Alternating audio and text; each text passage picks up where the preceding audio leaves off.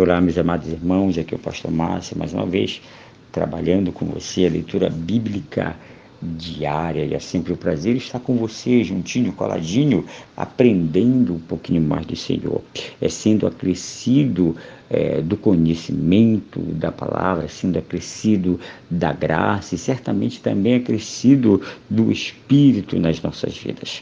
Vamos trabalhar hoje o livro de 2 Reis, capítulo 17. Vamos ver que Oséias reina sobre Israel e o seu reinado ele perdura aí por 9 anos. E temos aqui também mais um rei, tal qual não foi bem quisto aos olhos do Senhor, embora, como diz o verso 2, ele não tenha agido como os demais reis antes dele. E essa diferença, de fato, foi porque o rei Oséias, ele não seguiu a linha dos antepassados dele, ou seja, dos outros reis, porque ele não criou outro tipo de idolatria.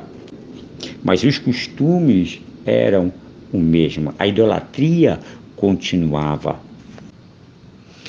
E, na verdade, o maior erro do rei Oséias foi não ter adquirido as palavras de advertência que o profeta Oséias, o qual tinha o seu mesmo nome, e também Micaías, levavam até ele sobre o seu reinado e como se deveria conduzir naquela época as coisas de Israel. E assim, conforme o seu erro, Salmanaser, rei dos assírios, subiu contra ele, e Oséias passou a ser servo deste rei e começou a pagar tributos.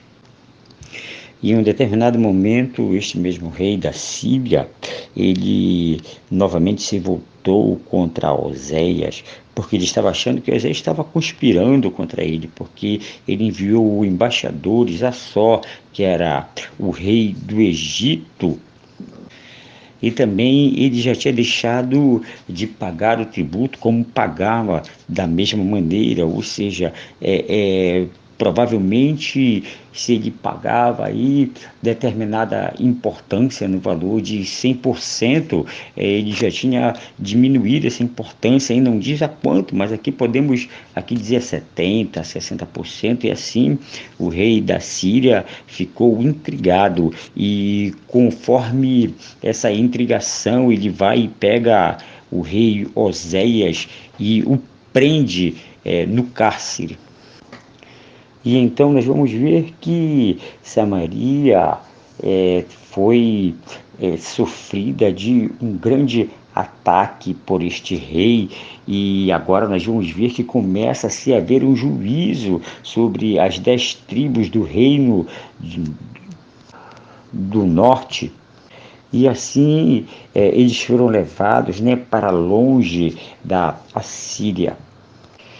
E assim o Egito não pôde proporcionar a Israel nenhum tipo de ajuda, porque não tinha este poderio para amparar o rei Oséias. E nós vamos ver que o rei assírio que foi tão impetuoso sobre Oséias, que o tomou por resgate e levou para a Síria e fez ele habitar em Ela. Tudo isso porque os seus filhos estavam pecando contra o Senhor seu Deus. Ou seja, os filhos de Israel estavam pecando contra o Senhor. E esta ira foi devido a o Senhor ter tirado da terra do Egito e da mão do faraó. E ainda assim eles foram adorar a deuses estranhos, ou temer a deuses estranhos. Ou seja, começaram a andar nos estatutos das nações que já não estavam mais diante dos olhos do Senhor. E os filhos do Senhor de Israel, eles começaram também a usar palavras desagradáveis e coisas que não eram retas aos olhos do Senhor, edificaram para si lugares altos em suas cidades, desde as torres dos atalaias. Atalaias eram aqueles vigias que ficavam ali de prontidão, olhando qualquer tentativa de ataque dos inimigos, e também até as cidades fortes ali começaram a sair dos preceitos do Senhor. E criaram assim para si estátuas e bosques para assim queimar incensos em lugares altos. E conforme as suas atitudes, eles provocaram a ira do Senhor. Pois o Senhor já os tinha advertido para não criarem aí ídolos, o qual o Senhor mesmo já tinha banido do povo de Israel, ou seja, no mínimo tentado banir. E tudo foi acontecido de uma forma permissiva do Senhor, porque ele estava tentando mais uma vez dar chance a Israel e pedindo de uma certa forma para que eles viessem se arrepender dos seus maus feitos, e dizendo para que eles pudessem novamente vir a guardar os mandamentos e os estatutos do Senhor, conforme ele tinha passado em leis para todos os seus pais, e que certamente foram faladas, através dos profetas.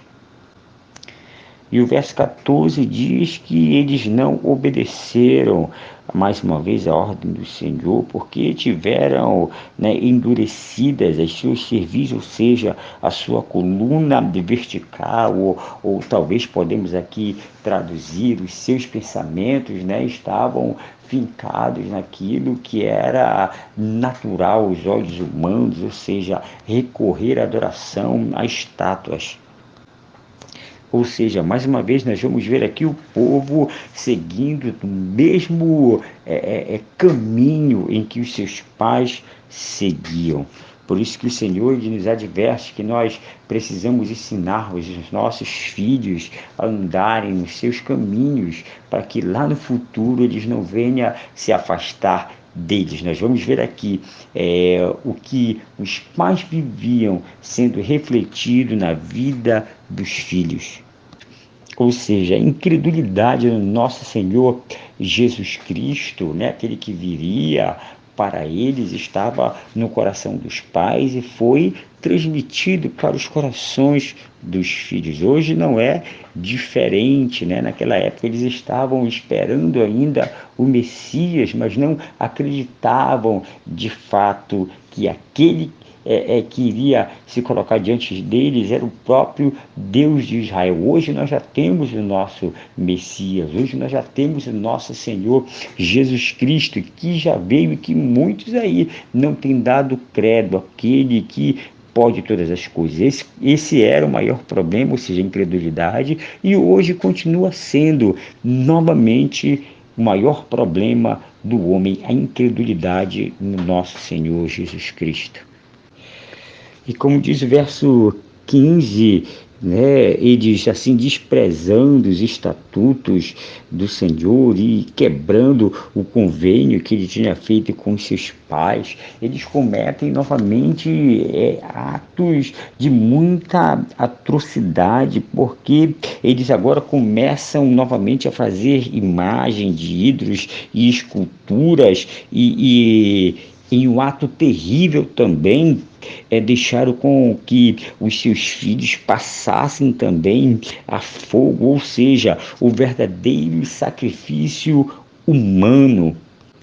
Ou seja, o coração do homem estava tão corrompido pela incredulidade, que faziam que entregassem seus próprios filhos vivos ao sacrifício do fogo. Eles se deram também às adivinações, se deram aí a fazer aquilo novamente que era muito mal aos olhos do Senhor, e eles provocando assim a ira de Deus. Ou seja, teimosamente eles foram ali se chegando cada vez mais a serem escravos do próprio Satanás. E a ira do Senhor foi tão grande, conforme o verso 18, que ele acabou dissipando, né, todos esses de diante da sua face. E ele só permitiu com que a tribo de Judá pudesse permanecer de pé. E isso porque ela representa o reino das duas tribos, ou seja, a tribo de Judá e a tribo de Benjamim. Porque lá estavam agregados as tribos de Dan e Simeão, ou seja, um povo peculiar de Deus, um povo que era tido como o objeto do amor do Senhor, um povo que era tido também sobre os próprios cuidados de Deus. Mas nem mesmo Judá estava ali andando e guardando os mandamentos do Senhor, e eles tiveram, né, essa compaixão de Deus, porque ali estavam, né, com aqueles que eram como a menina dos olhos do Senhor. Mas nós vamos ver que no verso 20 diz que o Senhor estava tão irado contra o pecado de Israel que ele chegou a desprezar toda a descendência de Israel. E não ficou de fora também os de Judá, e diz que o Senhor os afligiu e os entregou nas mãos dos saqueadores, até serem lançados fora também de sua presença. E assim eles começaram a criar, né, uma nova ideologia, e fizeram também Jeroboão, o filho de Nebate, como rei, e este rei começou a afastá-lo ainda mais Israel de seguir ao Senhor, ou seja, cometeram um grande pecado. Nós vamos ver aqui, amados, que todo povo sem uma aliança, sendo bem conduzida e conduzida por aquele que tudo pode, ela vai ser levada ao fiasco. O que eu quero te trazer para este verso ou para estas passagens bíblicas é que nós devemos ter uma liderança apropriada, uma liderança que olha, né, para aqueles que estão sendo liderados e diz: olha, nada está perdido. E o Senhor diz para cada um de nós, o Senhor que é o nosso melhor líder, nada está perdido nas nossas vidas. Ou seja, o povo agora estava sob novamente uma liderança não apropriada e os levando ao fiasco espiritual. Que o Senhor nos abençoe e nos dê graça para que nós venhamos sermos em todo o tempo conduzidos por Ele e ao êxito espiritual que nos leva até os céus. Este foi a parte A do capítulo 17 do livro de 2 Reis, e amanhã daremos sequência a partir do verso 24, onde nós vamos ver o início do povo samaritano. Que o Senhor nos abençoe e nos dê graça hoje e todo sempre.